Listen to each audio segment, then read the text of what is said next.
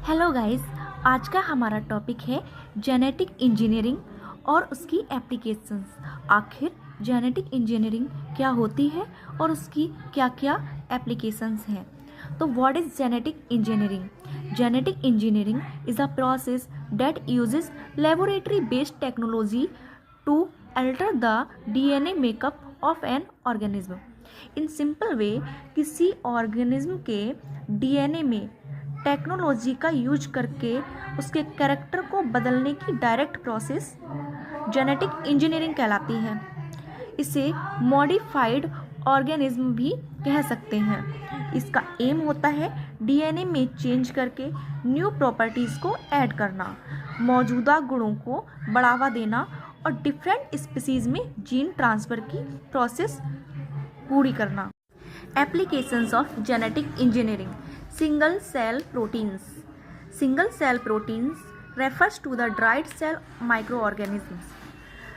Single cell protein जो होती हैं उन्हें SCP भी कहते हैं, जो माइक्रो ऑर्गेनिज्म की ड्राइड सेल्स से प्राप्त की जाती हैं, जैसे ईस्ट, एल्गी, फंजाई, और इन्हें ह्यूमंस और एनिमल्स के द्वारा डाइटरी फूड के रूप में यूज किया जाता है। इन्हें माइक्रोबियल प्रोटीन भी कहते हैं।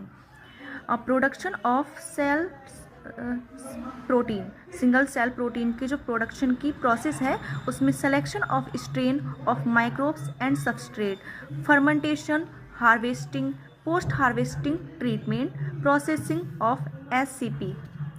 जैसे हम देख सकते हैं, सबसे पहले सबस्ट्रेट, उसके बाद में फर्मेंट किया जाता है इसको, माइक्रोब्स को, उसके बाद फिल्ट्रेशन और प्यूरिफिकेशन होता है, फिर ड्राइंग की प्रोसेस, उसके बाद सिंगल सेल प्रोटीन जो होती है वो प्राप्त हो जाती है। इसके अलावा इसमें एक चीज़ और नोटेड है, एल्गी जैसे स्पाइरुलिना और क्लोरेला इसका एग्जाम्पल है सिंगल सेल प्रोटीन को प्राप्त करने में। इसके अलावा ईस्ट जैसे सैक्रोमैसीज सेरेवेशियाई, साइक्रोमैसीज सेरेवेशियाई इसका एग्जाम्पल है, और बैक्टीरिया में मैथिलोकोकस कैपुसुलेटस इसका एग्जाम्पल है।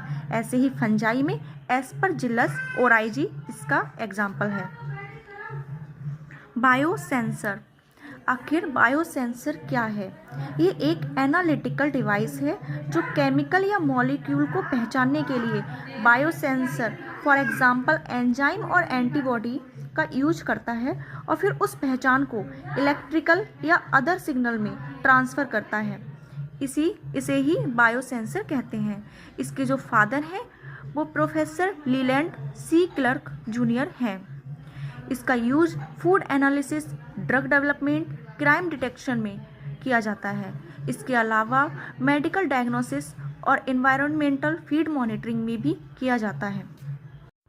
जैसा कि हम इसमें देख सकते हैं, जो डीएनए है उससे एनालाइट द्वारा enzyme, DNA, RNA, antibody, antigen में से कुछ भी रिसेप्टर द्वारा इसमें ट्रांसड्यूस किया जाएगा। उसके बाद इसे एम्पलीफाई करके सिग्नल प्रोसेसिंग की प्रोसेस होगी। ये देख सकते हैं आप, इसमें बायोसेंसर है ये। इसके बाद आता है बायोचिप और डीएनए माइक्रो एरे। आखिर बायोचिप क्या होती है? सिंपल वे में बोला जाए तो यह एक स्मॉल कॉम्पैक्ट लेबोरेटरी डिवाइस है जो मल्टीपल बायोलॉजिकल टेस्ट को बहुत तेज़ी से कर सकता है। इसके जो फादर हैं वो मार्क सेनहा हैं और ये डीएनए और आरएनए की मतलब अमाउंट को मेज़र करता है। इसके अलावा इफ़ेक्टिव ड्रग को प्रोड्यूस करने में हेल्प करता है।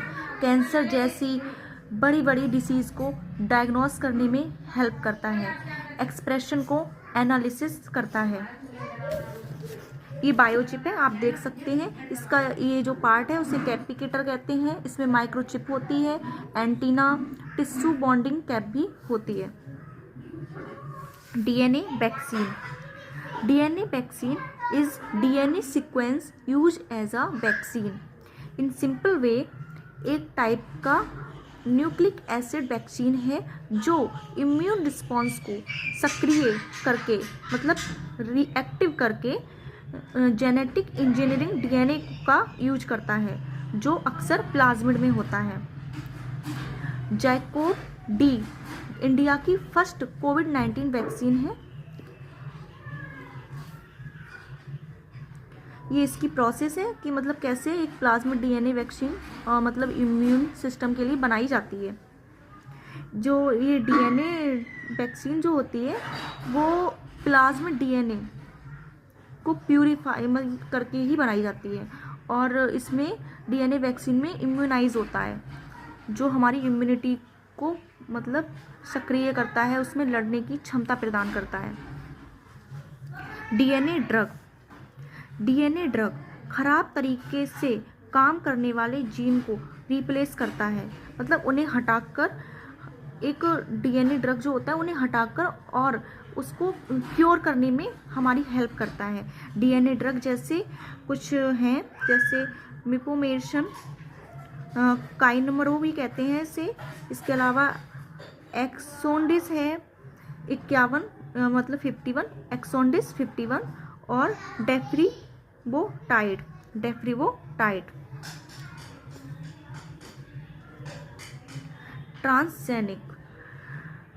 ट्रांसजेनिक एनिमल कौन होते हैं?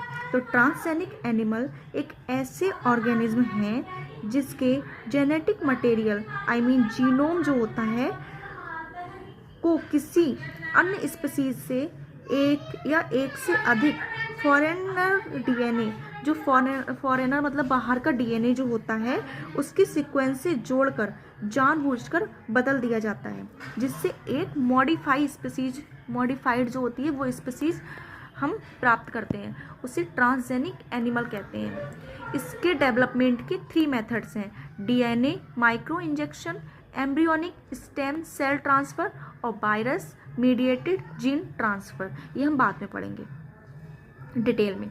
उसके बाद आता है क्रॉप इम्प्रूवमेंट। आखिर क्रॉप इम्प्रूवमेंट क्या होती है?